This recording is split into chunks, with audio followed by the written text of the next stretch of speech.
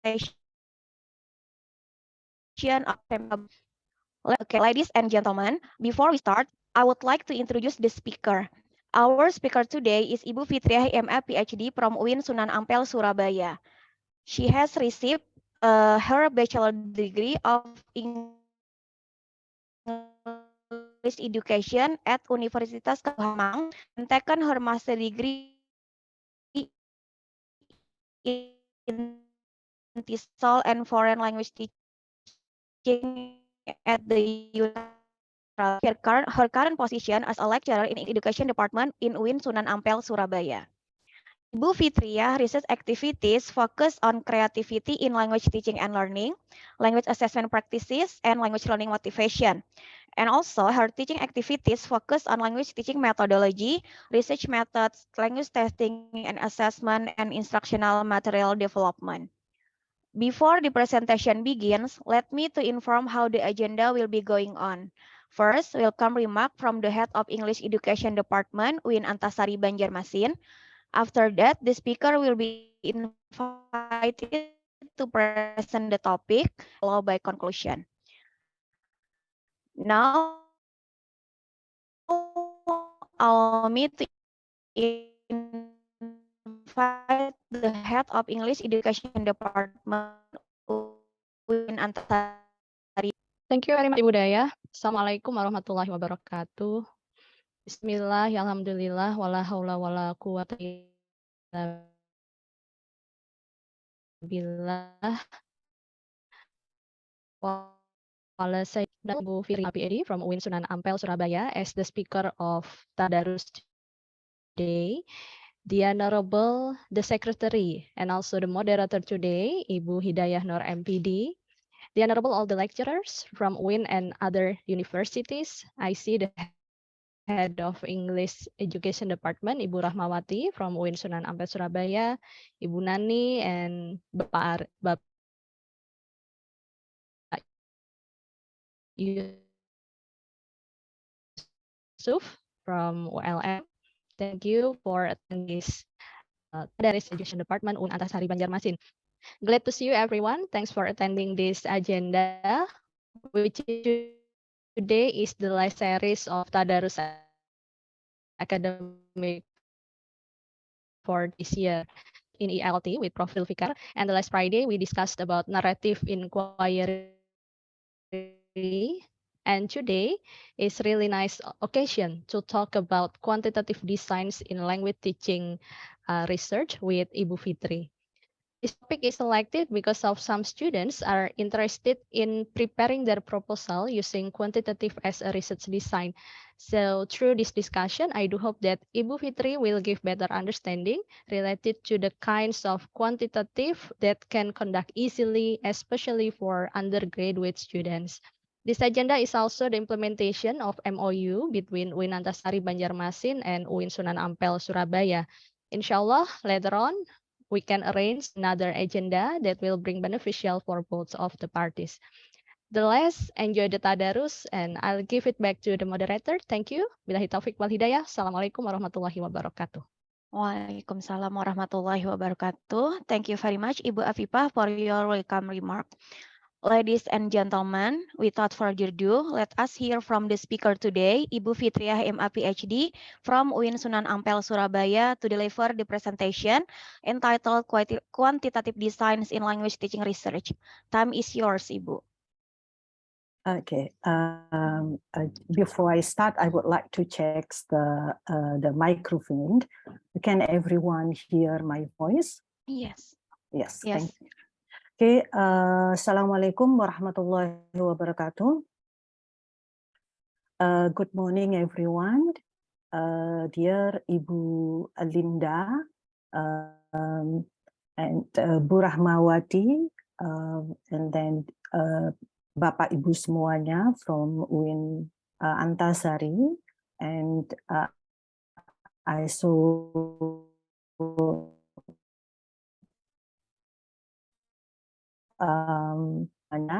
thank you for inviting me to share. I would like to say that to share my experiences in conducting quantitative research in language teachings. It's honored to be here, even though it's online. And I really like the idea of having like tadarus,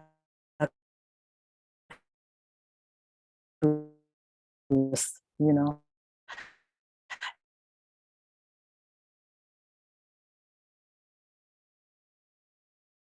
It's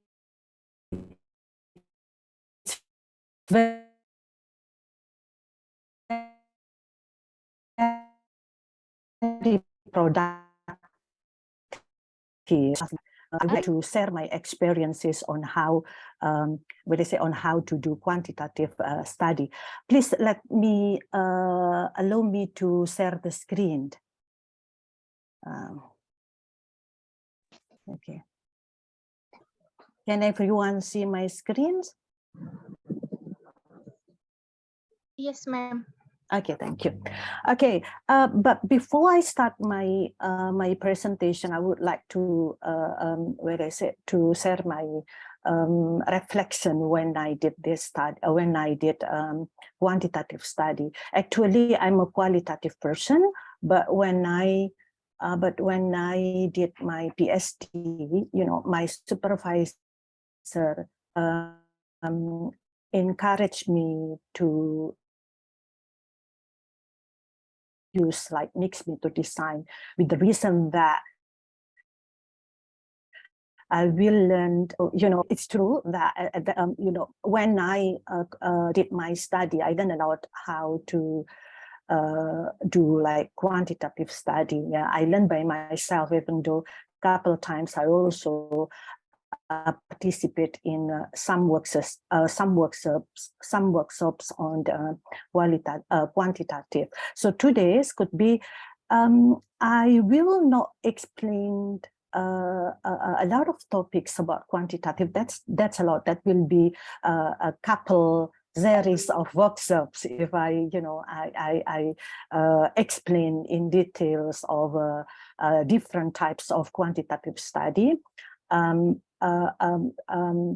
Maybe I will focus on some important areas that students need to know, that we should know when we decided to use quantitative design.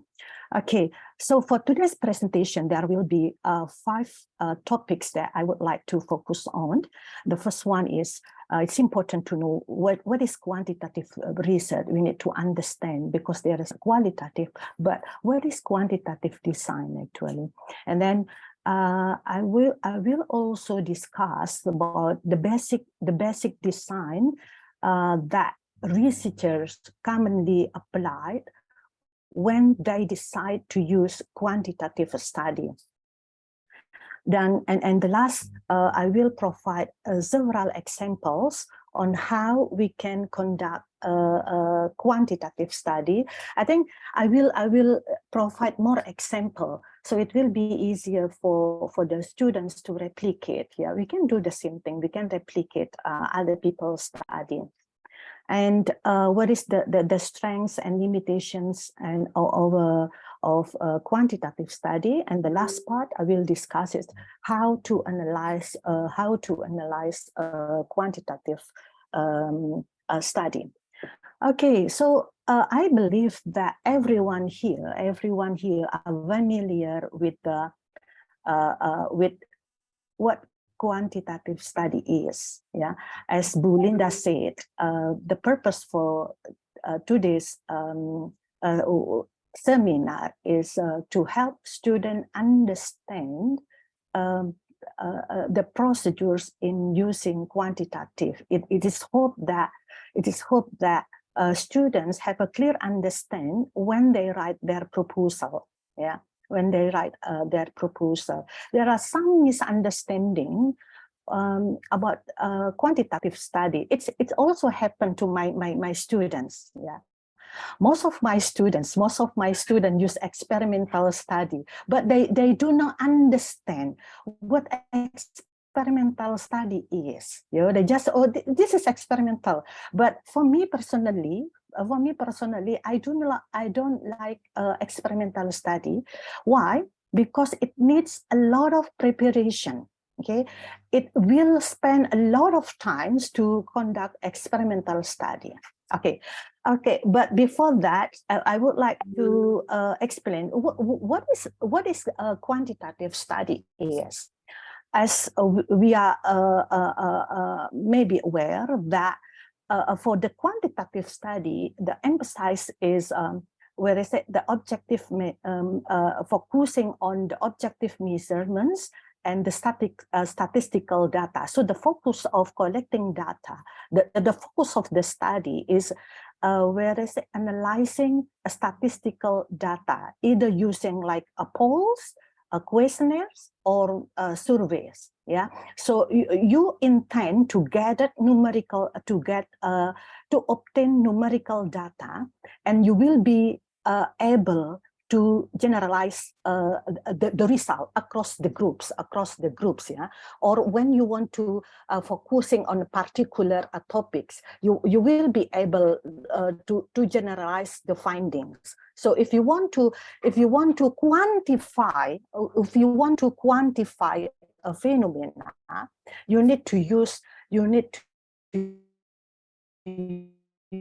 quantitative study, yeah, because the focus is to measure using statistical data analysis. That's quantitative. The goal is, like for example, the goal is to identify the relationship between one things. That's called in quantitative study. It's called like independent variable, yeah. And another, you want to determine the relationship between, like for example, the relationship between students' vocabulary and their understanding, their reading comprehension, like for example, that's quantitative study, because you want to identify, are there any relationships on something, to determine the relationship between one thing, an independent variable, and another thing that's as a dependent or outcome variable. Yeah, so that is quantitative study. That's a different. It's contradict with qualitative study. Oh, right. Okay, so we may have a common understanding of this type of methods. So usually a quantitative study ends with confirmation. You try to confirm. You try to confirm or disconfirm the hypothesis that you want to test it. Okay, some researchers may have whereas some hypothesis that they want to test. Like for example, whether the result confirm or disconfirm the hypothesis that you set up. Okay, like for example, you may have a hypothesis that, okay, the more vocabulary a student have, the more likely they will be able to express their opinions. Jadi kamu semakin banyak vocabulary-nya yang dia mastery, dia pasti bisa will be easily to express their ideas. Okay, you just want to test that one. That's become your hypothesis. Okay, so you want to test whether this hypothesis it's true or not. Okay, it's confirmed or not. Okay, so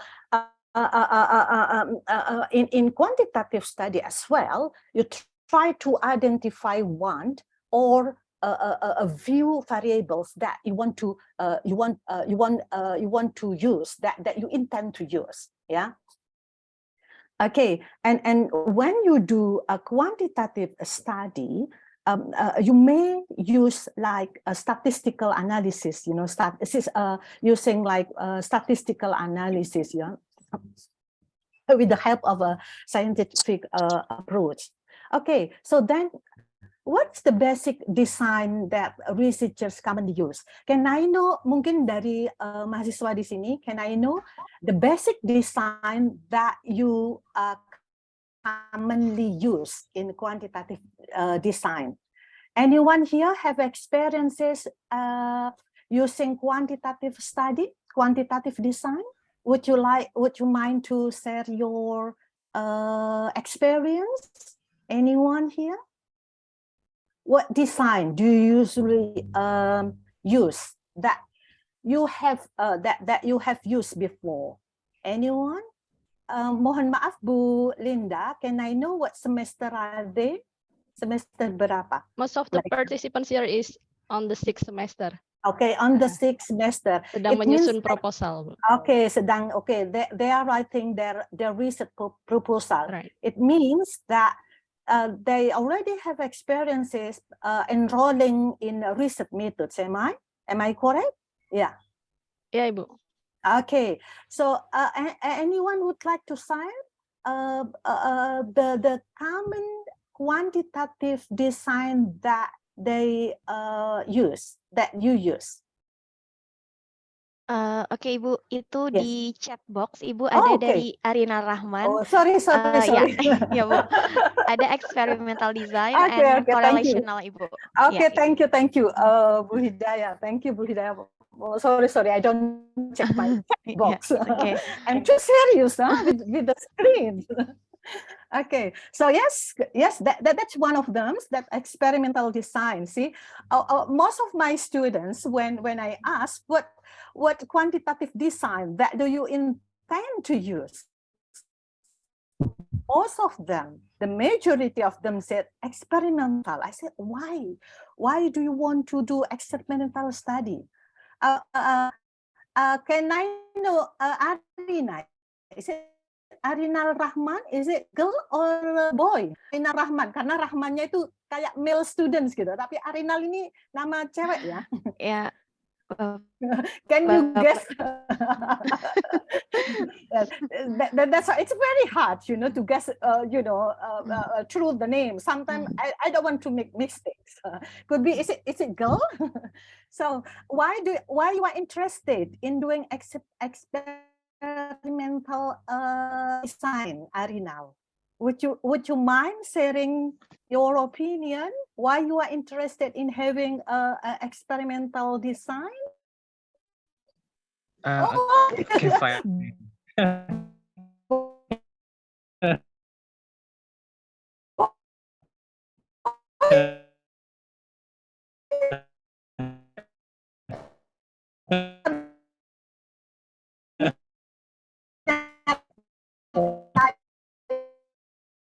Ya, mohon maaf sih. Yeah. Okay, so would you mind sharing your experience?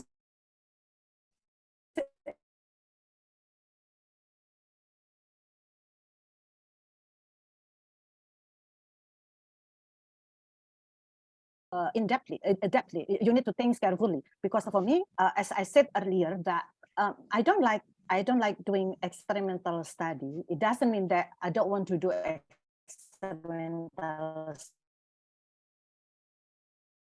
to use experimental study, particularly if I want to attest, like for example, the approach that I would like to use. I intend to use a new teaching methodology that are different from I usually use. I just want to test whether it's effectively in my classroom or not. Yes, that will be beneficial to identify that. But the procedures that you will use will be very complicated. So that is one of the reason of that's one of the reasons of why I don't like using experimental research. But but everyone's could have a different interpretation of the study. But for me myself, it's very hard to do experimental study because I do not have enough time, to do that study. But could be Mas Arinal karena waktunya panjang gitu ya. Jadi mungkin lebih challenging. That will be challenging for Mas Arinal to conduct the the experimental study. But I just want to remind everyone here that any design that you need that you choose should should consider your time, and also where is it your time should and your time, whether is it where is it manageable or not. Particularly untuk S1 ya, untuk S1 itu berapa lama sih menyelesaikan tesis kira-kira waktunya? Is it 1 semester or 1 year, Ibu? Usually, is it 1 semester? Paling cepat semester. 1 semester, Ibu. Paling cepat 1 semester ya. Yeah. But that's only for collecting data or including like writing the proposal dan ujian dan seterusnya. Pokoknya complete the thesis itu aja paling the fastest is 1 semester. Yeah. Start Okay. from writing proposal till Till the bulan puasa gitu examination. ya. The examination. Okay. Yeah. Right. Okay. Thank you for sharing your experience, Arinal, Mas Arinal, bukan Mbak Arinal ya. Okay.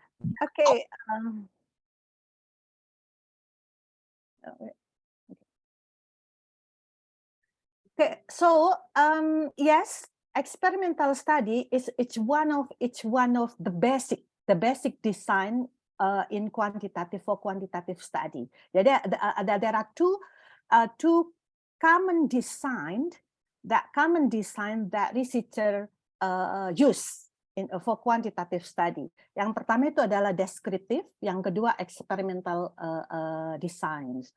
Kalau saya personally I often use descriptive design.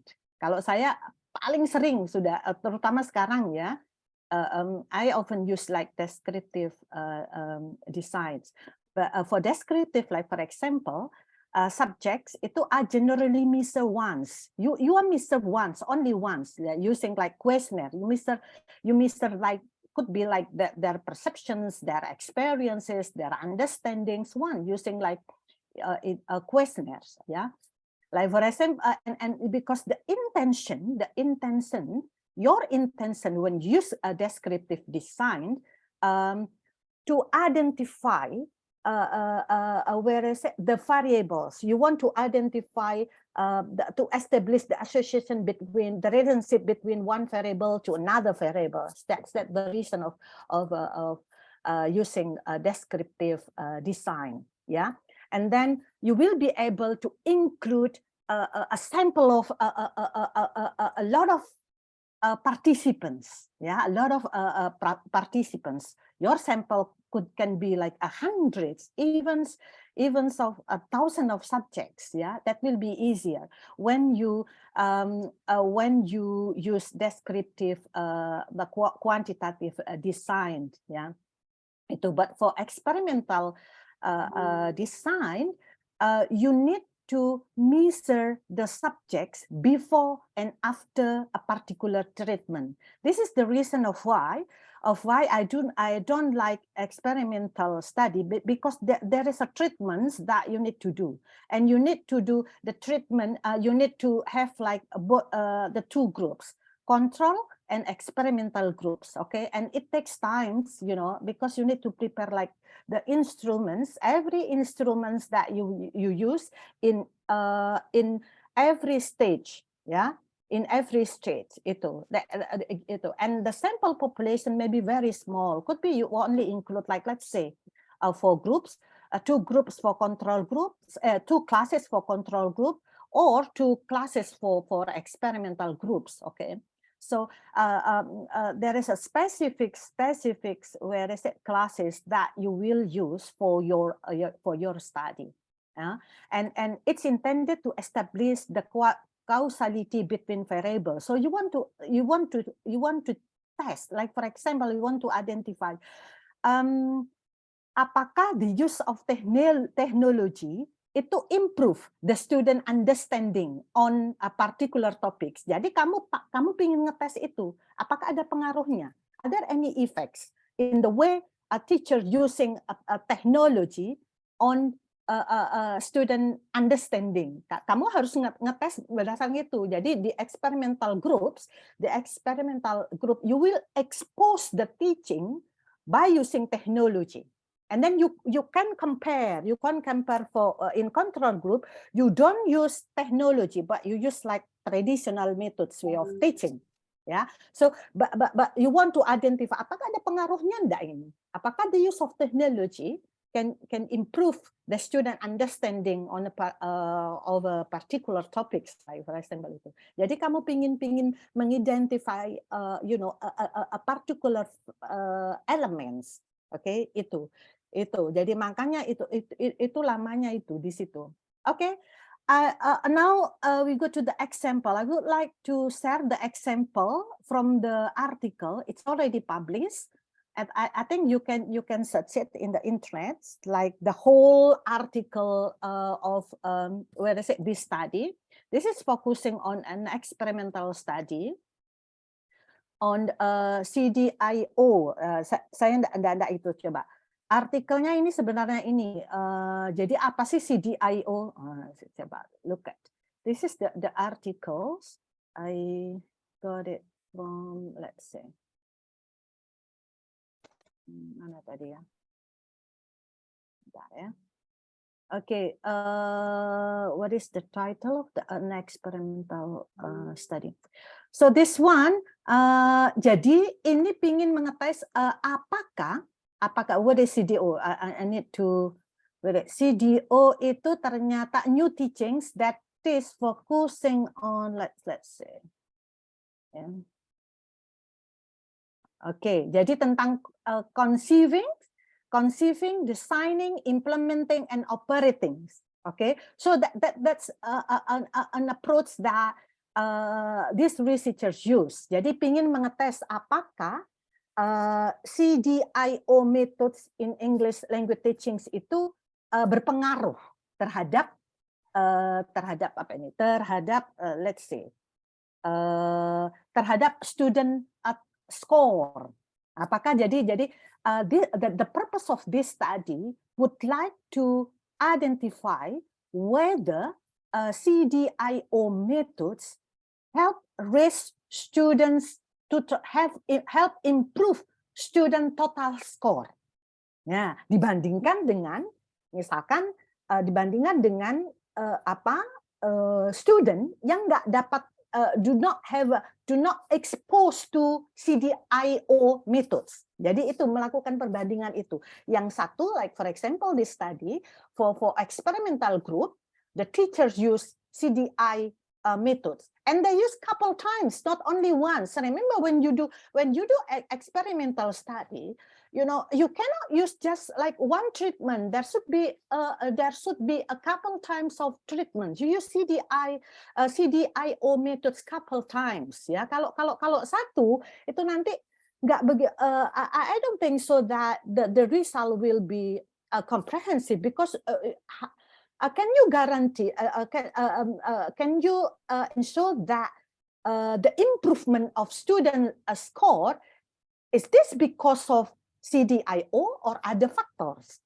That's why it's important for you to to give treatment couple times, to expose the student to the CDIO methods couple times, yeah, to identify what is the effects of this method. Okay, on students score. Kemudian yang control group control group itu using doesn't use CDIO methods. Yang studi ini seperti ini. Jadi terus kemudian this study try to differentiate. Is there to differentiate between the student who learn English through CDIO and students who did not learn English using CDIO in the classrooms itu. Okay, look at the procedures that these researchers use. Jadi ada dua groups kan, experimental group, ada control group.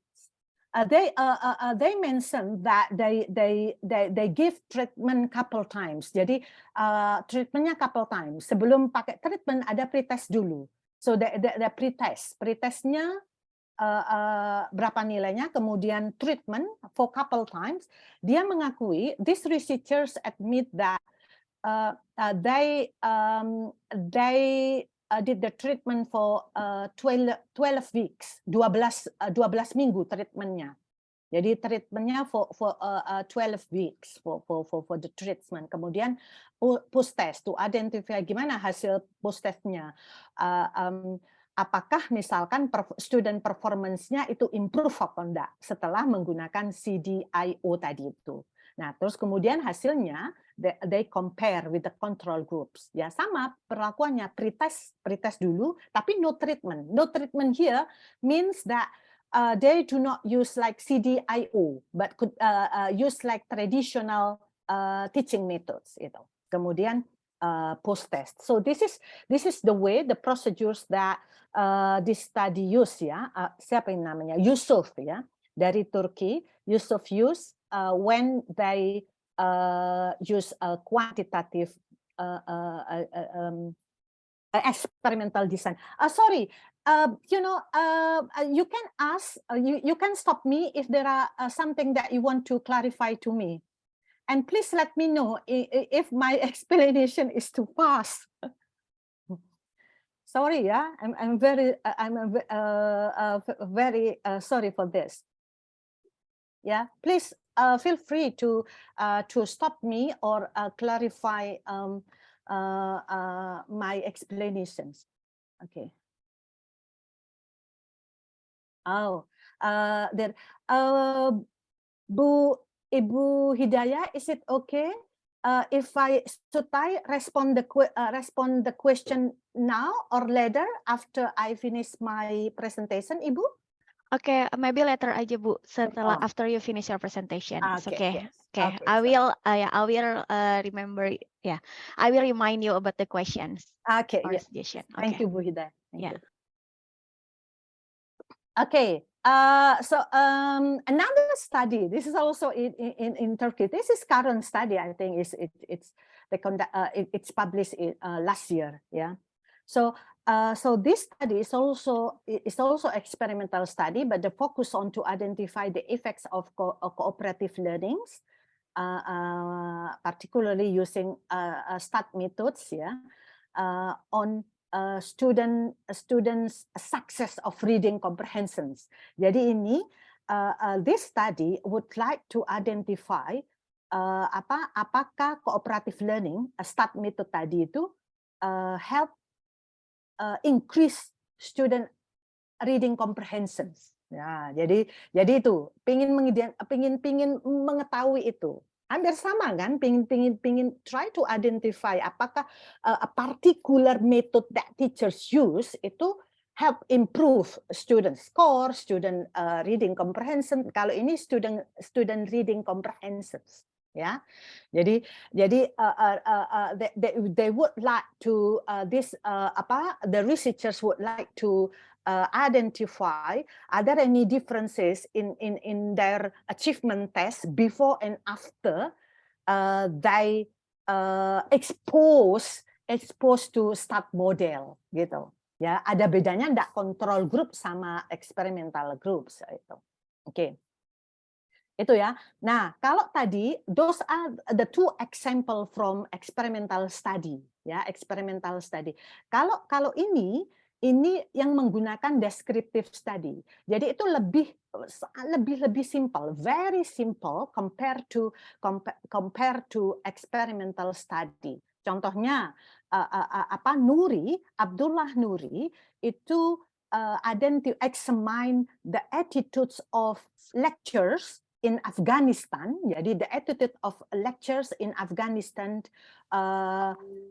toward instructional technology, the use of technology. Jadi pingin itu, pingin mengidentify, to examine lecturers' attitudes toward the use of technology, penggunaan teknologi. Itu fokus studinya itu. Jadi Itu ya. Jadi apakah terus kemudian Abdullah also try to identify their actual use of instructional technology. Ada bagaimana their actual use, their practices, okay, and the challenges that they face in the challenges that they may face when using technology itu. Nah, kalau ini gampang. Jadi you can only use like you can ask participants to complete the questionnaire online. Very simple, yeah. You using like, for example, for this study, using Google form, and then they use like SPSS to help analyze the data. To help analyze the data, coded the questionnaire, and then analyze it inferentially and descriptively. It's very easy. If you use like this one, descriptive design, you can play with the data. Kamu bisa membuat the data. So that's why I just want to highlight here. I just want to highlight that when you decided to use like descriptive design, you can play with the data. Like for example, like this one. This is also important. I think important a question that you need to raise when you design a questionnaire. It's important to have like to ask personal information or demographic information of the participants, because you will use this information. You know, you can play this information, this data. You can play this data. Karena kan kamu bisa menghubungkan, apakah ada bedanya tentang misalkan penggunaan teknologi antara guru yang perempuan dan dosen perempuan dan dosen laki-laki, for example. Is there any differences in the way female lecturers and male lecturers in the use of technology, like for example, karena ada informasi ini. So it's important when you design the questionnaire, you also include like personal information in your questionnaire, ya, asking about gender, age, mungkin level of education, mungkin pengetahuan years of their teaching experiences, for example ini. Nah ini penelitian ini juga menyertakan attach the demographic information of the participants. Jadi Abdullah asked participants personal informations, ya. Jadi what is the level of education? I agree with him, ya. Jadi kamu bisa, you can play with the data. Jadi nanti kamu apakah bedanya enggak? Kamu bisa identify across variables. Apakah bedanya enggak? Apakah berpengaruh gender, usia, level of education yang memiliki terhadap penggunaan teknologi in the way they use technology. Apakah pengalaman misalkan their teaching experiences is also influence the way how they use technology, misalkan itu. Jadi itu kamu bisa bermain data di sini, ya. Asalkan jangan menggunakan names, ya. Name it's you do not need to ask the name of the participants, karena kamu when you do the research, you need to consider the ethics, ya, the ethics. Jadi kalau you need to treat the participants anonymously. Jadi harus anonymous, ya. Jadi you cannot expose who your participants are, ya. So that's why asking name is unnecessary. Itu tidak perlu. You can add like gender, age, but no name, ya. Okay. Itu ya. So for example, I would like to contohnya nih. Contohnya this is an example of a questionnaire. This is an example of questionnaire that I used recently. Recently I conducted a research collaboration with my colleagues from Hanau University. The focus of the research is to identify the level of student intercultural sensitivity, ya, sensitivity. So jadi the plan that we would like to compare the level of students intercultural sensitivity in Vietnam and Indonesia. Jadi itu. Jadi saya menggunakan deskriptor aja. I ask my students to complete the questionnaire. Dan ini enaknya I use existing questionnaire. Jadi saya nggak perlu piloting, saya nggak perlu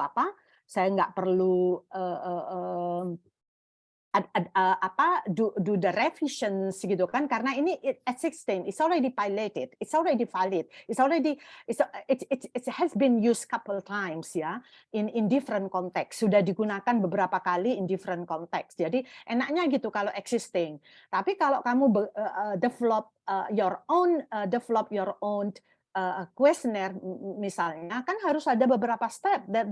There should be several steps that you need to check ya, yang harus cek. Ada piloting, you need to do piloting dulu. There are different pilotings that you need to apply. Jadi itu juga butuh waktu. Makanya I prefer to use like existing questionnaire. Jadi tinggal aja menggunakan dengan di konteks yang berbeda. Itu. Jadi ini salah satu contoh yang kuesioner yang saya adopt dari existing questionnaire ya, previous study. Dan ini kebetulan riset tentang intercultural sensitivity ini have been applied in different context, not only in Indonesia but also in different context. Tapi kebetulan ini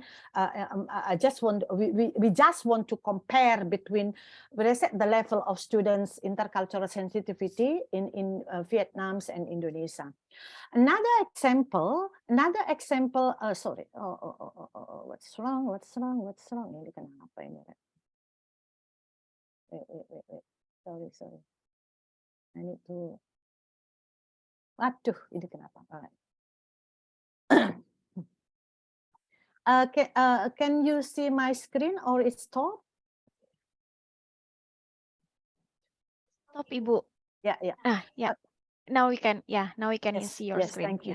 Okay, this is another example of the questionnaire that I developed. Kalau sebelumnya itu I use existing questionnaire, and then for this I use like I develop my own questionnaire. It's self-developed. It's about like student engagement and self-regulated learning in online learnings. Jadi ini I just want to highlight. It's important to ask when you develop your questionnaire. It's important to ask like itu tadi, personal information, so you can play the data. Ya, jadi you can play the data. Coba misalnya ini, what is your gender? Apa gendernya?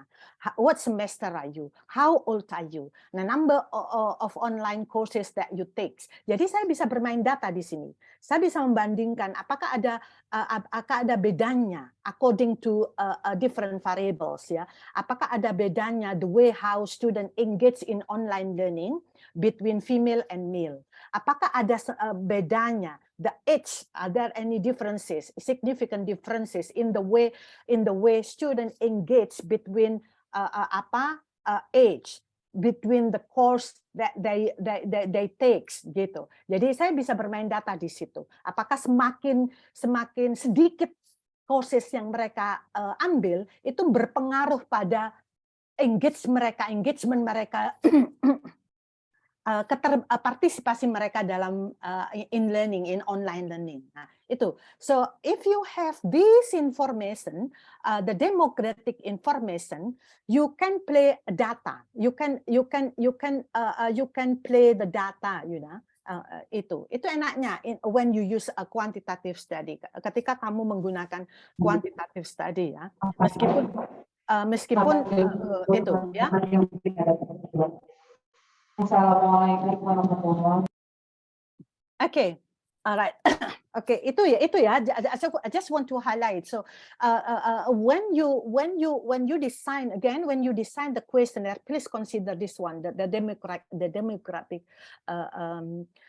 information, the demographic information in your questionnaire, either like existing or develops. Self-developed questionnaire. Meskipun di assistant kalau nggak ada bisa kamu tambahkan aja di situ. Oke, wait ya. Mohon maaf. Oh iya sebentar.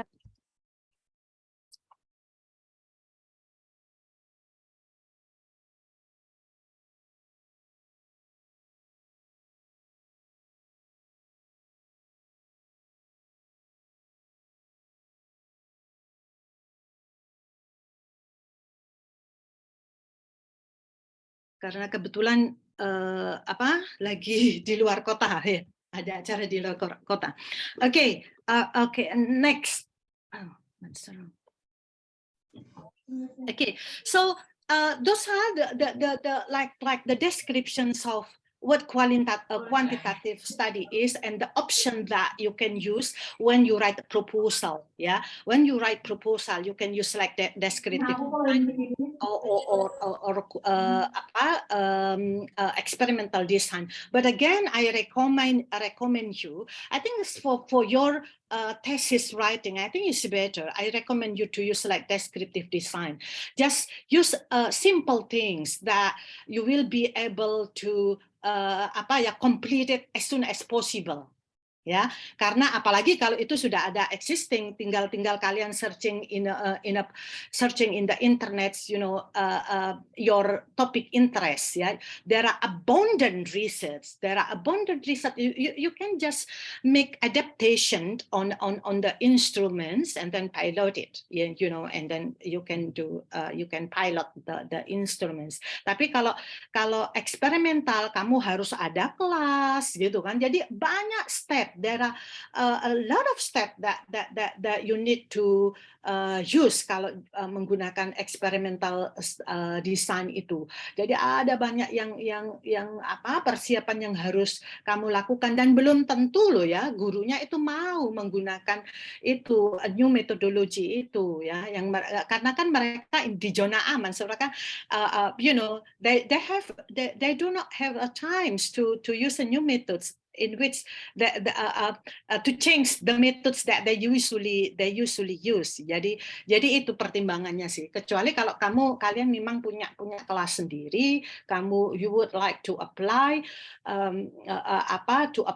particular methods, and then you think that this is a new method. The student never experience having this method. Kamu mencoba menguji cobakan ini this new method in your classes, yeah. Okay, so then the next topic will be what is the strengths and limitations of quantitative design. I just want to share some strengths of this design. You know, if you conduct the designs, it will allow you for a broader study. You can involve like a lot of numbers of subject, a lot of number of participants, and you can make generalize of the findings. Kalau di kualitatif kan tidak bisa kan, hanya small, the participant will be small, but you will get the information in depth, ya, comprehensively. You won't be able to generalize the finding. Tapi kalau ini karena jumlahnya banyak, the participants are a lot, you can generalize the result. Okay, and also it's allow you for greater objectivities and accuracy of result. Karena kan ada statistik tadi, kamu menggunakan scientific approach, ya. Jadi tapi kalau kualitatif itu kan berdasarkan researcher interpretations, okay, the way how they interpret the data. Researcher A, meskipun ada datanya sama, but the way how researchers interpret the data may be different, ya, itu. Alright, itu sih. Jadi, and all the most important things for the strengths of this study is personal bias can be avoided itu. Karena kan kamu nggak researcher menggunakan tadi tuh scientific approach to analyze the data. Tetapi kalau kualitatif kan researchers play essential roles, yeah, play an essential roles to interpret the data. So, you know, this kind of this design can avoid a personal bias because you can keep the distance from the subject, yeah, itu. However, even though those are strengths, however, there are limitations of this study. Yeah, for the quantitative study, yes, it will be more efficient and able to test hypothesis, but miss contextual detail. Tapi nggak ada contextual detailnya. Yeah, it's efficient to quantify the result. Yeah, to test the hypothesis, but you will not be able to obtain contextual details of the findings. Ya, kalau misalkan ada improve-nya, there is improvement on a student score. Which part of improvement? Why do you think that the students score improve? Nah, itu nggak bisa dijawab dengan kuantitatif, oke? Itu. Alright, ya. Nah, ini juga sebenarnya false representation. Ketika it can it can have a false representation when the instruments that you use itu it's not valid. Itu. Jadi agak enaknya gitu kalau kuantitatif. Makanya saya menyarankan lebih baik kalau existing, karena kalau the existing itu kan ada proses piloting ya, ada proses pengujian itu tadi. Karena kalau self develop itu juga takes times, karena kamu you need to pilot like the instruction, kemudian diuji cobakan. Kalau yang benar ya, cara apa kuantitatif study yang benar, cara yang benar mengembangkan kuesioner, ya itu. Oke. And then result are limited karena hanya provide numerical description kan tidak ada itu kan, ya itu tadi tidak ada data detail explanations of the salience finding itu, main pointnya apa, kenapa, why it happened, there is no information regarding that, ya itu. Research is often carried out in unnatural and artificial environment. Yes, I agree with this, particularly when you use like Likert scale. Yes, no, tinggal cek. Saya nggak tahu itu benar apa enggak, pokoknya dicek.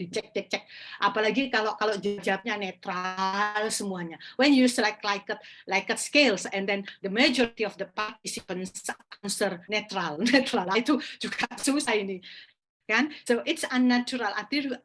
It's the responses may be untrue, ya. Nggak benar juga, gitu kan? Ya, their answers may not reflect their real condition itu. Okay. So the last topics that I would like to share here is like how to analyze. This is some only a brief information on how you can analyze the quantitative. Yeah, usually use like mean and standard deviation. Mean and standard deviation is important to use to identify ini level of agreement-nya seperti apa. Jadi level of agreement-nya ada apakah high, apakah medium atau low. I just want to highlight again. This is important. Reflecting on my students' thesis, ya, particularly when they present the finding. Ketika mereka present quantitative findings, memang benar ada angka-angkanya, ada number. Oke, ada number mean-nya ini, standard deviation-nya ini, ada significant difference 6 value ini, namanya ini. Tetapi the most important things that you need to describe is what is the interpretation of the number. Jangan hanya ngomong numbernya ini tanpa diinterpret. What does it mean? What does it mean? What does this number means? 95%, 55%. What does this number means? Kamu harus interpret datanya itu, harus apa ya? Harus bunyikan angka tersebut. Kalau saya, for example, when I use like descriptive design gitu ya, when I use like Likert scale, biasanya like for example I would like share what I did to do. It will be easier for me to analyze the data by classifying the mean score. Did you see my screen? Can everyone see my screen? Yes, Bu. Ya, Oke, ya, we bisa can ya. see your screen. Coba misalnya ini. Jadi kalau saya itu lebih interpretasi dari kuantitatif data, terutama ketika menggunakan deskriptif ya, deskriptif analisis, saya mesti separate the mean score. Nah, ini sebenarnya ada high, ada very high, moderate, low, and very low.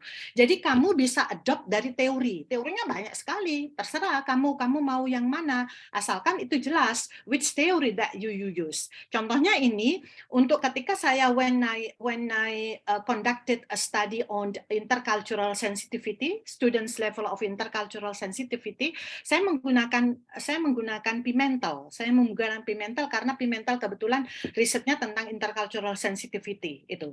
Jadi untuk mempermudah menganalisa data, saya menggunakan ini mengklasifikasikan mean score-nya. Jadi nanti misalnya ini contohnya. Jadi contohnya misalkan ya, itu nanti mana ya contohnya ya?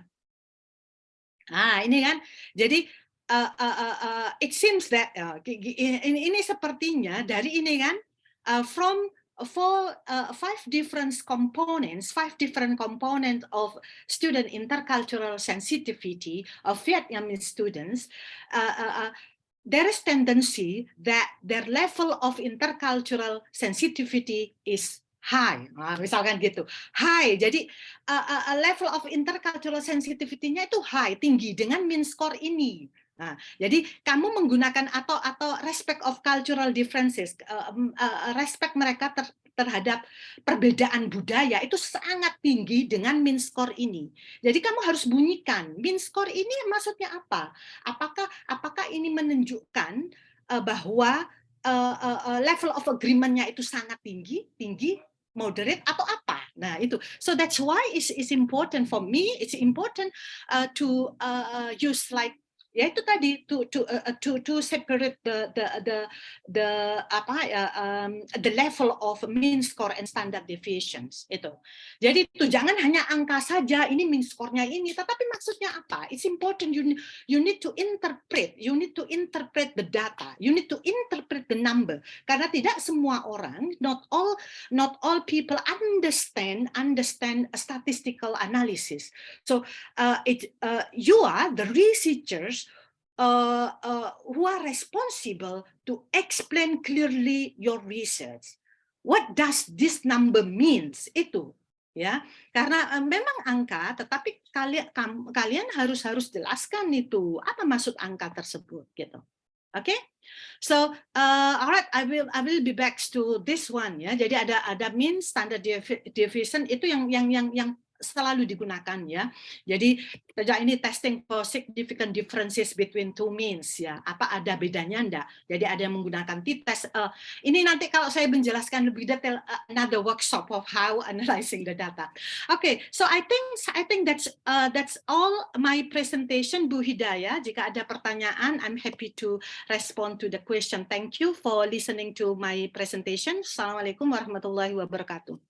Waalaikumsalam warahmatullahi wabarakatuh. Thank you very much, Ibu Fitria, for your presentations. That's very insightful presentation from you. And actually, Ibu, we have a lot of questions from the participants. Yes. Ya, Ibu. I can see.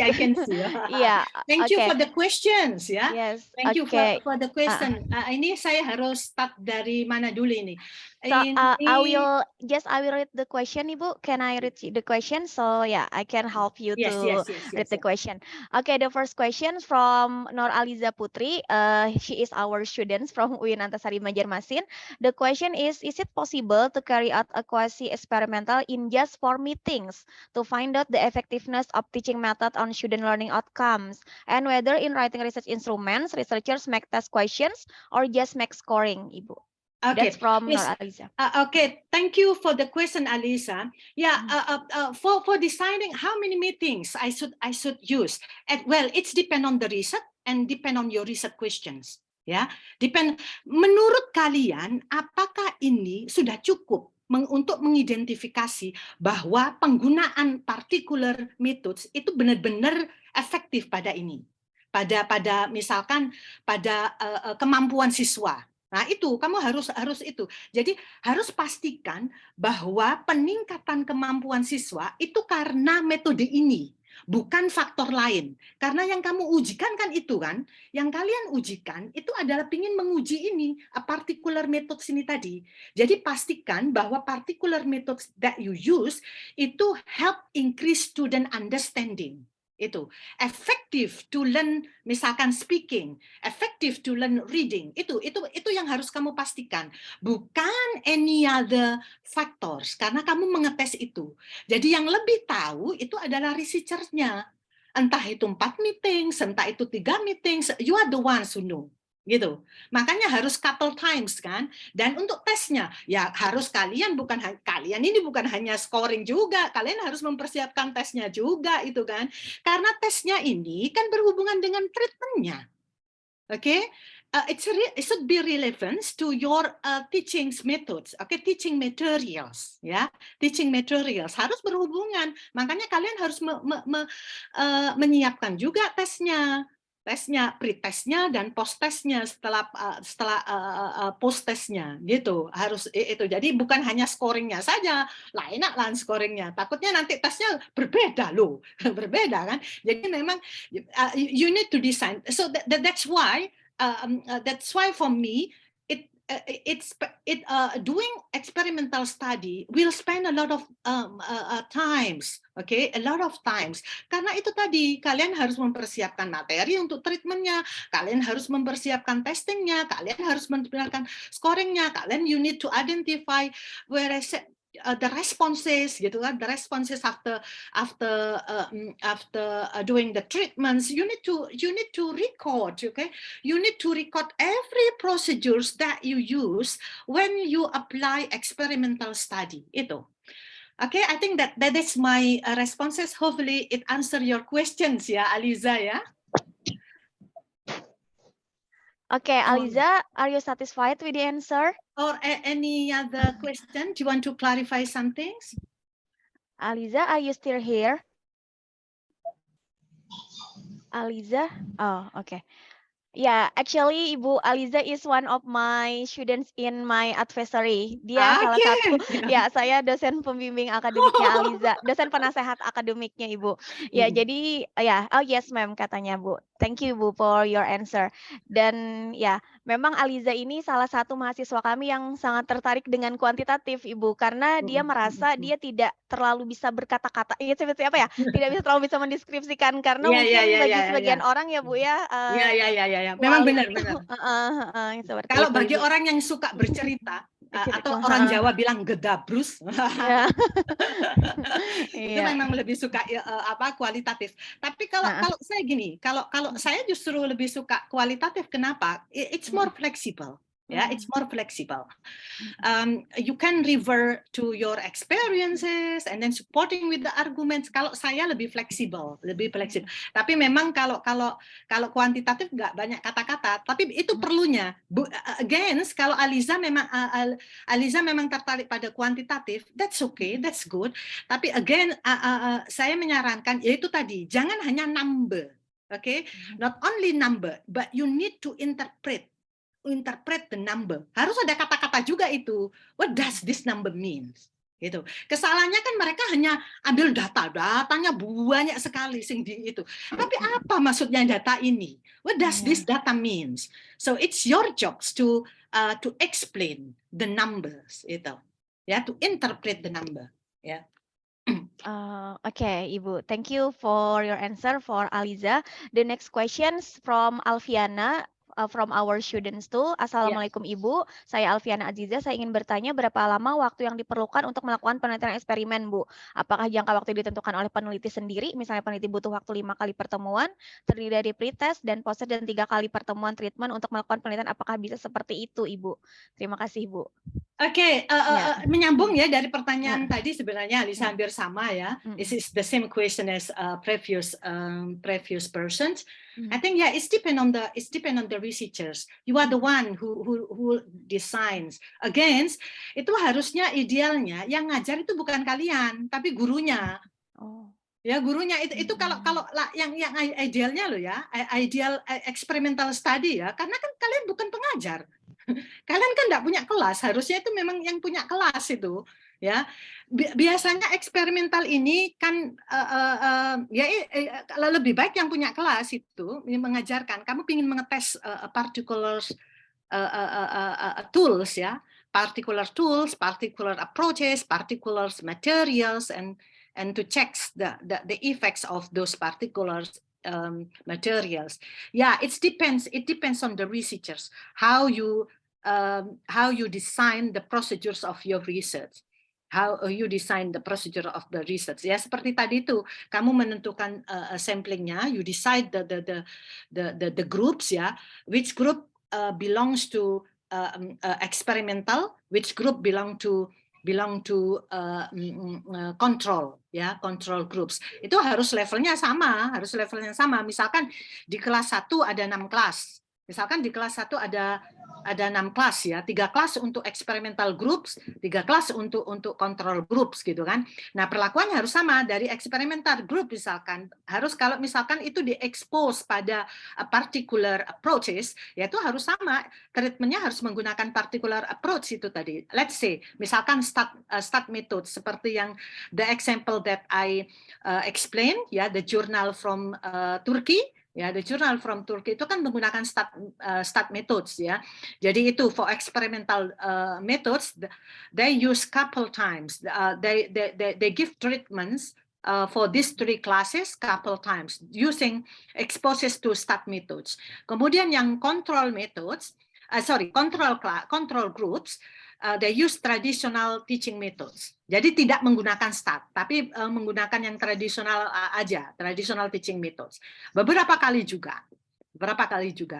Itu. Jadi mengadakan pretest dulu, nilainya berapa sih pretest, kemudian ada treatment beberapa kali, kemudian di post test hasilnya apa. Hasilnya itu yang digunakan untuk membandingkan, to identify, untuk membandingkan kan. Kalau meningkat otomatis kan ada pengaruhnya. Kalau misalkan menurun, nah berarti sama saja. You compare between experimental and control groups. Itu sih sebenarnya. Again, ya. Jadi saya nggak bisa mengukur apakah 3 kali pertemuan itu cukup apa enggak. Again, itu depend on your research questions, ya. Depend on your research question and your study. Ya, 3 kali pertemuan maksudnya apa? 3 kali pretest ya, yuk Kak. Pretest, treatment, mari ngono post test ya. Kurang rek lah, treatmentnya ini berapa ini treatmentnya? Masa treatmentnya sekali? Apakah kamu yakin dengan sekali ini kamu bisa mengidentifikasi bahwa ini berpengaruh? Apakah bukan faktor yang lain? Misalkan mungkin ada faktor yang lain, misalkan motivasi mereka, ya. Jadi mungkin ada variabel-variabel lain yang mempengaruhi peningkatan kemampuan siswa, gitu. Itu masih dipertanyakan ya kalau menurut saya, ya. Oke. Iya, oke, thank you Ibu ya. Alfiana Aziza, are you satisfied with the answer? Alfiana Aziza, are you still here ya? I think the answer is very clear ya from Ibu Fitriah ya. Oke, Ibu. Oh yeah, yes ma'am, thank you for the answer. Oke Ibu, the next question from Barkiah. Actually Barkiah have to question Ibu, jadi saya sekalian aja Ibu ya, bacakan karena di bawahnya ada tadi. Dari Barkiah, saya Barkiah dalam melakukan penelitian kuantitatif dalam uji t-test dan u-test, apa ada perbedaan atau sama saja? Dan apa saja kiranya kita bisa menentukan bahwa kita harus menentukan t-test atau u-test? Dan one more again, I'm Barkiah, tentang penentuan sampel ini Ibu, karena di kuanti ya biasanya ada sampel and population.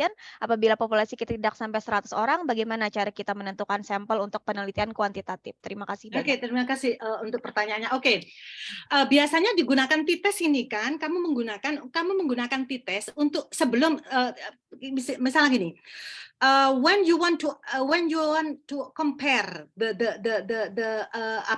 variables according to different variables, kamu menggunakan t-test. Apakah ini layak untuk to identify the significant differences according to different variables. Kamu menggunakan t-test dulu sebelum ngetes itu dulu untuk perbedaan ini. Jadi itu.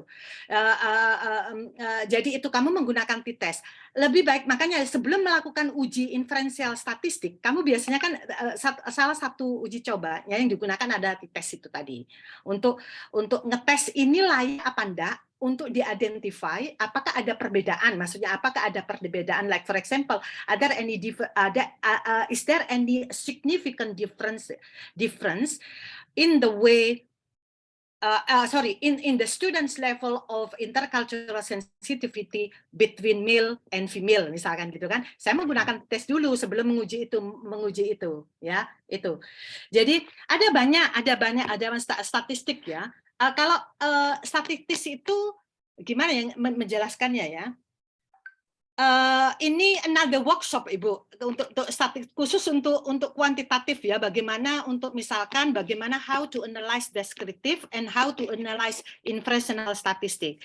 Kalau inferential statistic itu biasanya digunakan untuk mengidentifikasi itu tadi, apakah ada perbedaan antara gender, antara age, antara itu ya, on particular topics. Atau juga pakai tadi saya lihat ada correlation. Apakah is there any correlation between the student understandings and their vocabulary mastery. Nah, itu statistik lain gitu ya. Itu statistik lain. Saya takut kalau menjawab itu lebih detail malah bingung nanti, karena kan tidak semua orang memahami statistik ya.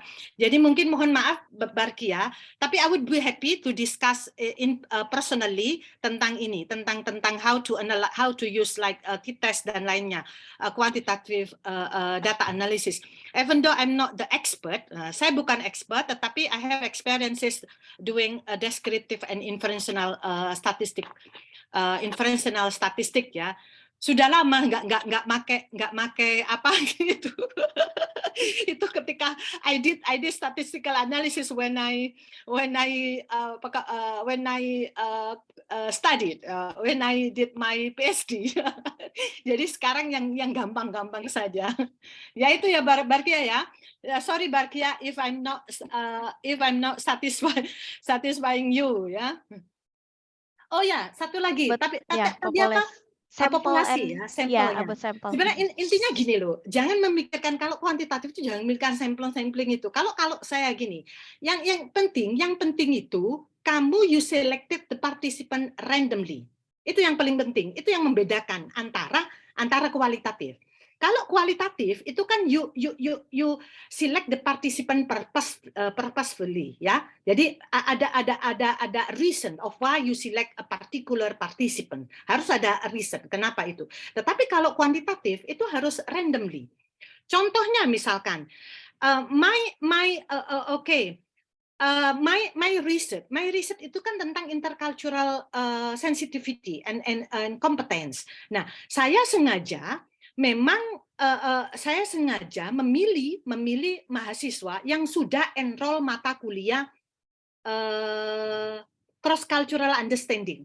Jadi mahasiswa yang sudah mengambil mata kuliah cross cultural understanding atau intercultural communication. Jadi sampel saya semua mahasiswa yang pernah mengambil mata kuliah tersebut bisa jadi partisipan saya. Siapapun.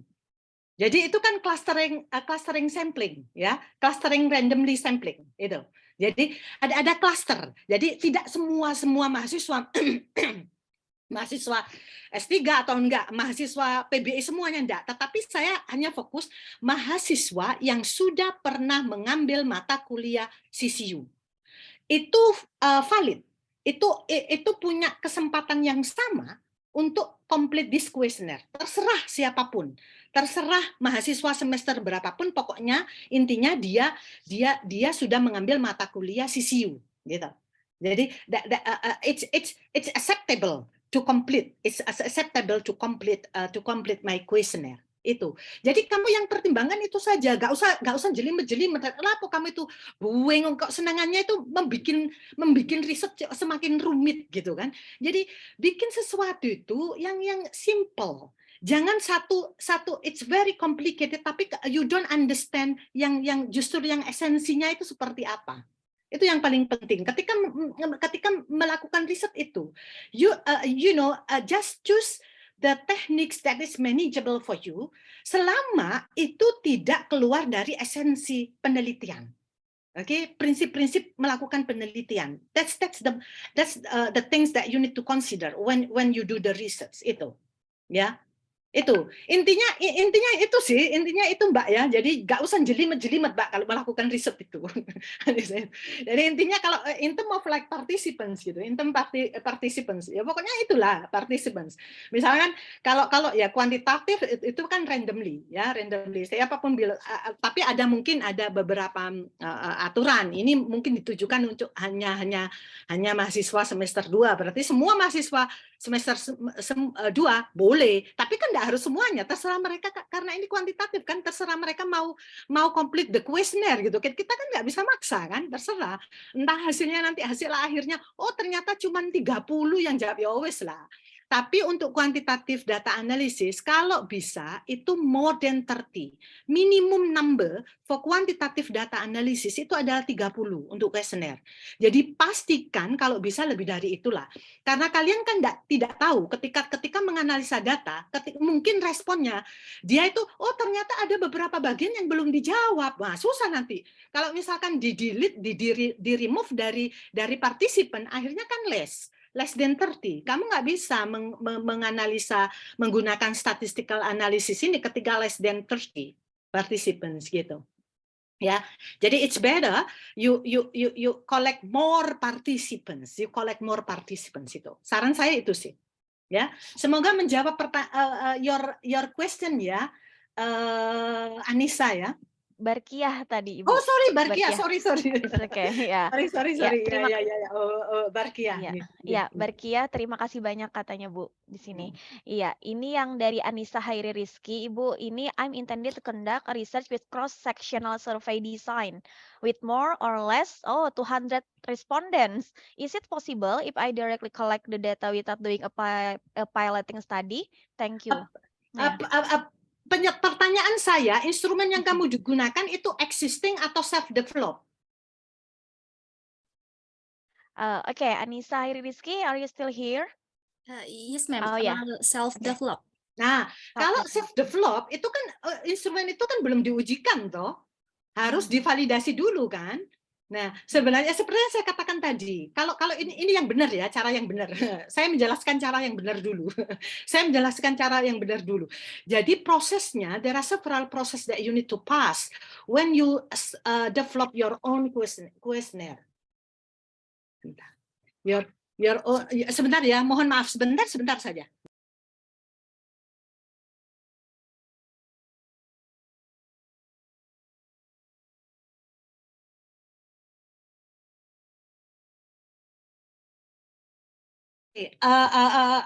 Jadi kalau ini self-develop, karena ini self-develop, ada proses that you need to pass before administering the questionnaire to the participants. Yang pertama itu mungkin kamu validate your questionnaire in terms of like the instructions, okay? The instruction to several people, 3 people or 2 people. Oke, kira-kira pertanyaan ini jelas apa enggak? Instruction yang digunakan di questionnaire tadi itu jelas apa tidak? Gitu ya. Ini nyambung apa tidak dengan research question-nya. Yang paling penting kan itu. Ketika when you develop the questionnaire, make sure that the question that you raise in the questionnaire itu match with the research question. The data that you will get from the questionnaire itu answer the research question. Itu yang harus dipastikan dulu. Jadi itu, kadang-kala itu ini pertanyaannya gak nyambung sama sekali. Oh, buset yang ditanyakan ini. My experiences when I supervise my students selalu seperti itu, kebanyakan seperti itu. Jadi itu ya.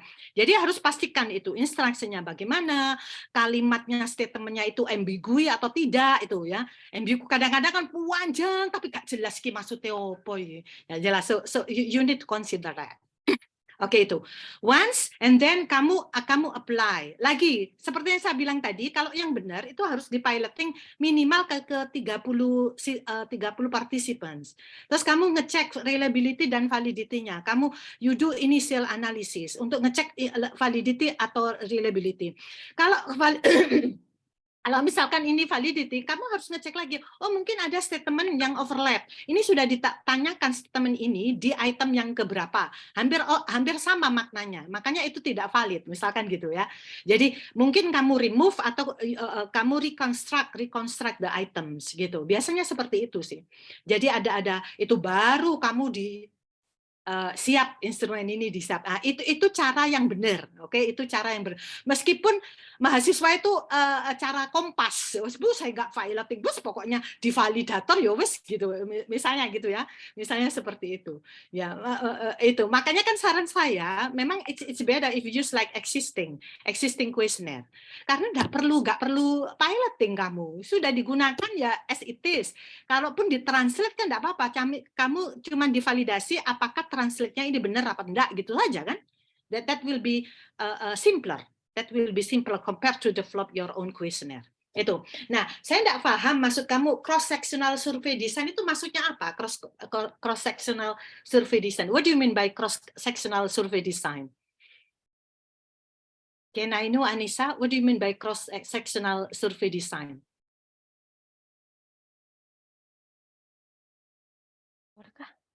Is Anissa, Anissa here? Anissa, oh ya mungkin tadi gangguan Ibu. Ada Oh, Anissa, ya, tadi ya. ada dia tapi ya. Oke, bagaimana dengan 200 responded? Saya tidak paham Maaf. maksudnya cross-sectional survey design itu ya, gitu ya. Hmm. Jadi kalau kuantitatif ini, the more participant, the better. Oke, itu lebih baik. Bahkan penelitian saya dengan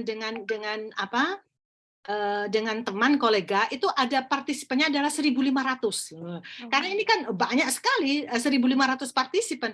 Karena online kan, kalau mahasiswa itu gampang mendapat. Kalau kerja dengan dosen itu yang susah. Mohon maaf Bapak Ibu dosen gitu. Tapi it's very difficult to get the response from the lecturers. Frankly, my experience is involving the lecture. It's very difficult to get more data from the lectures. Jadi untuk minta tolong lecture untuk ngisi questionnaire itu susah sekali. Dapat 50 responses itu sangat bagus sekali. Pengalaman saya pribadi ya. Tapi kalau mahasiswa gampang ya sudah. We can get easily 500 responses from the students. Itu but for the teacher, oh my goodness, it needs more efforts to get 50 responses itu. Ya, ini curhat sedikit ini. Iya Ibu. Ini alhamdulillah Ibu Anissa sudah masuk ke sini. Anissa, iya, Anissa bisa direspon ya? Anissa Hiri Rizky, iya. Bu, jadi saya pernah baca di buku Louis Cohen yang edisi ke-8, di sana itu ada menyebutkan survei yang dilakukan hanya sebanyak 1 kali gitu. Jadi saya tertarik Bu, ingin mengconduct research menggunakan cross-sectional survey design ini. Seperti itu. Iya, memang survei kan diconductkan memang sekali saja. Once you measure once, you know. Itu kalau deskriptif memang sekali. Ngapain harus berkali-kali?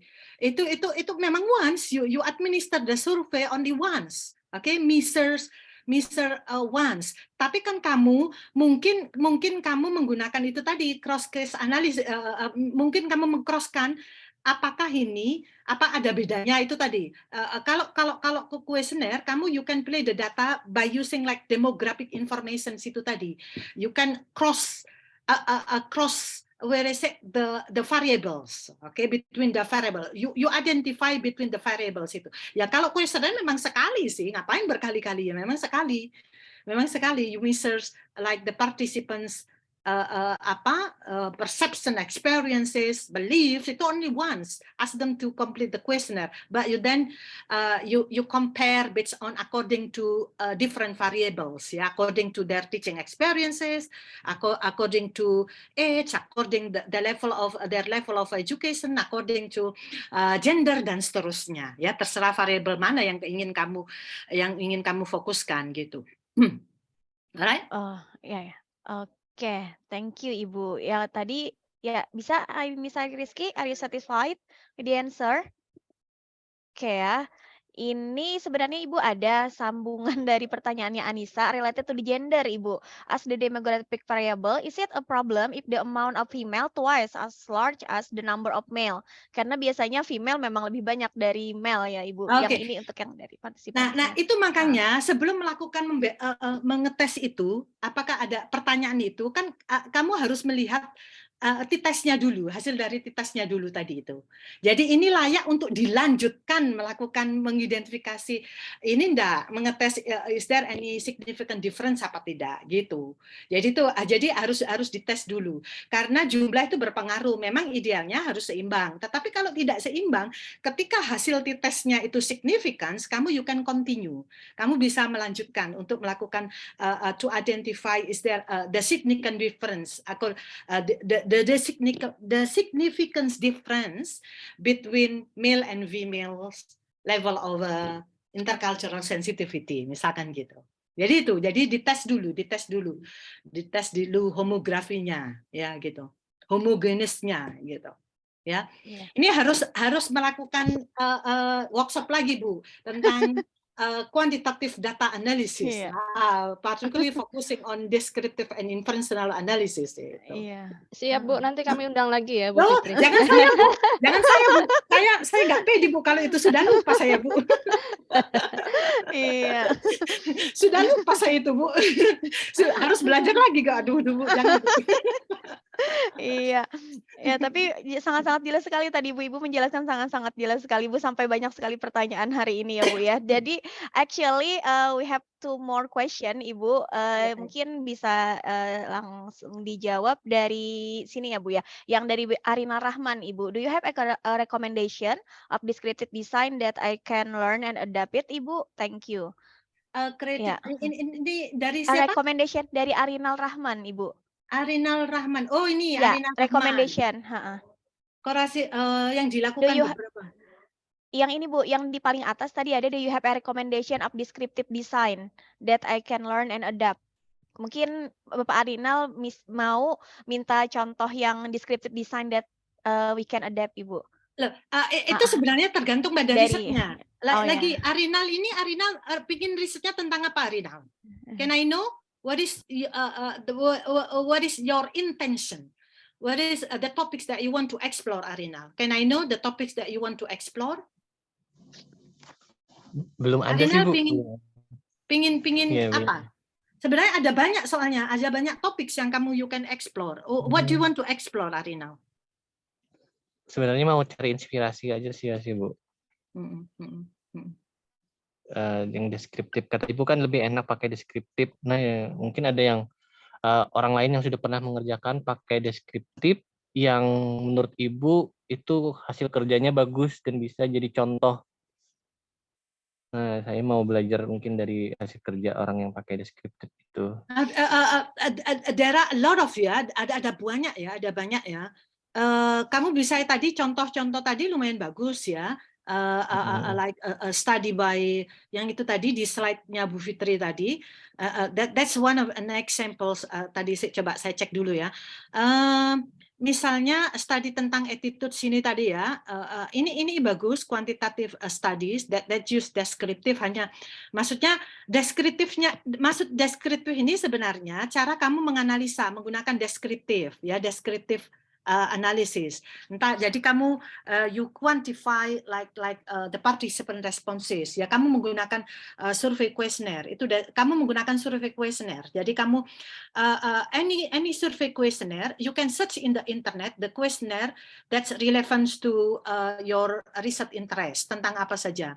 Kayak misalkan itu tadi seperti yang risetnya Bu Fitri for example itu tentang intercultural sensitivities itu saya adopt from previous studies. Jadi saya ambil saja, kemudian saya gunakan. That will be easier. Atau yang terbaru itu, yang terbaru tentang assessment ya, tentang assessment. Saya juga adapt itu tentang assessment yang disukai oleh siswa itu mahasiswa itu yang mana dan kenapa mereka lebih suka particular assessment. Jadi itu saya juga adopt dari existing research gitu. Jadi tergantung riset topiknya. Arinal mau yang apa? What's topics that you want to focus on? There are abundant example of quantitative study that is use descriptive analysis. Ya ada banyak. Sekarang tergantung pada topiknya aja Arinal. Gitu. Oke?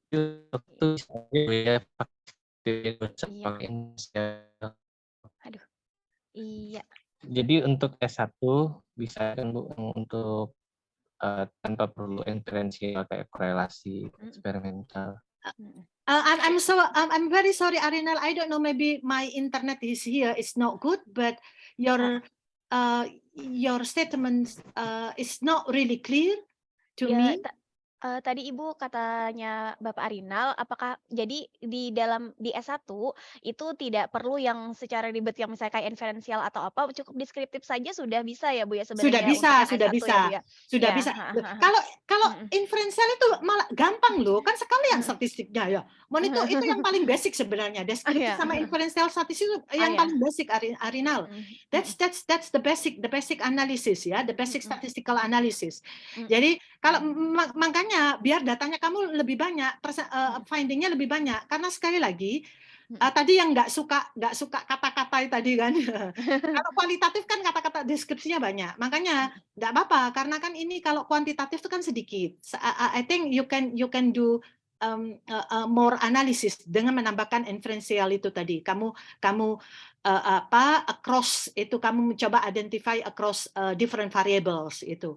Jadi itu enggak masalah, mau tinggal diklik. Kalau menggunakan SPSS tinggal klik, ada perintah terus kamu tinggal interpretasikan mean and standard deviation-nya kok, gampang kok, tinggal gitu. Jadi deskriptif ya itu yang paling basic.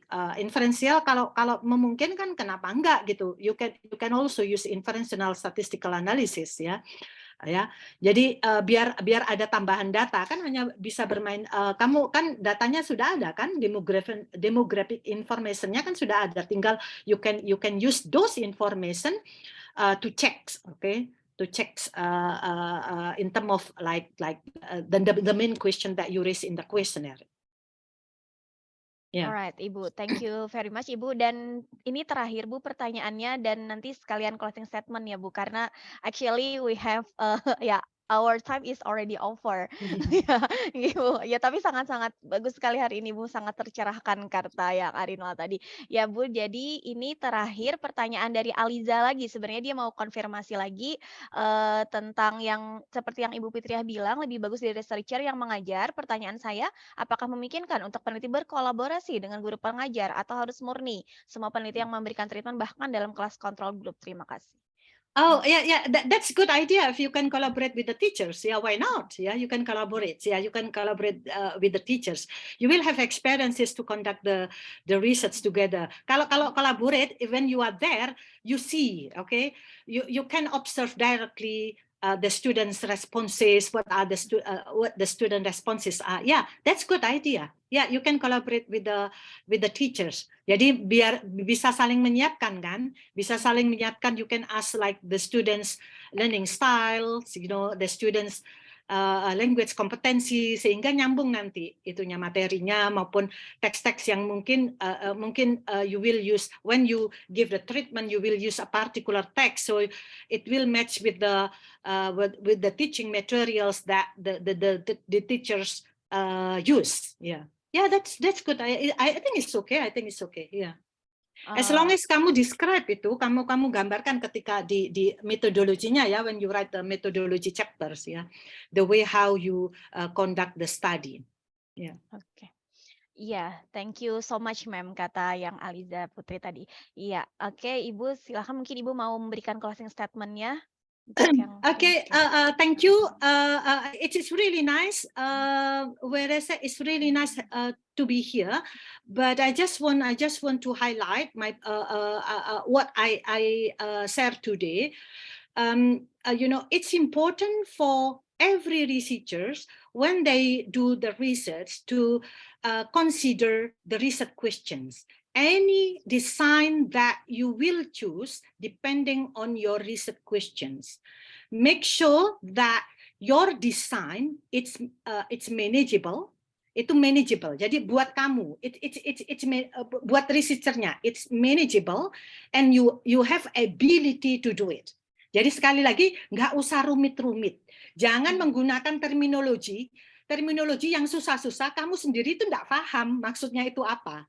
Okay, reflecting on my students, sering kali itu nggak tahu kenapa mereka menggunakan very sophisticated terminology, but they don't understand what is the function of that terms. Okay, so just do the research that is manageable, and you know well how to do that research.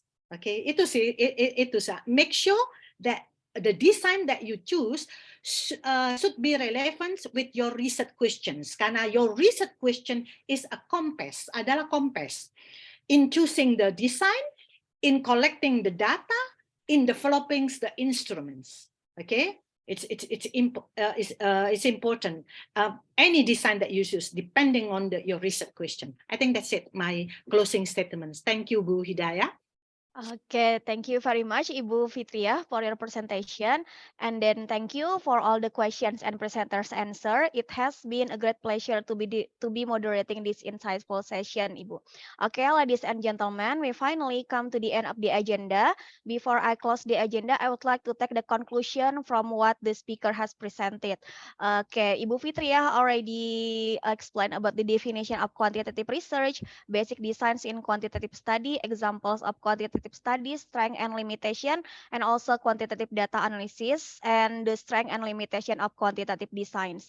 Okay, and then I would like to thank you to the speaker for interesting knowledge and all the participants for the nice attention and question. Okay, participants, please be ready to take a picture for the photo session.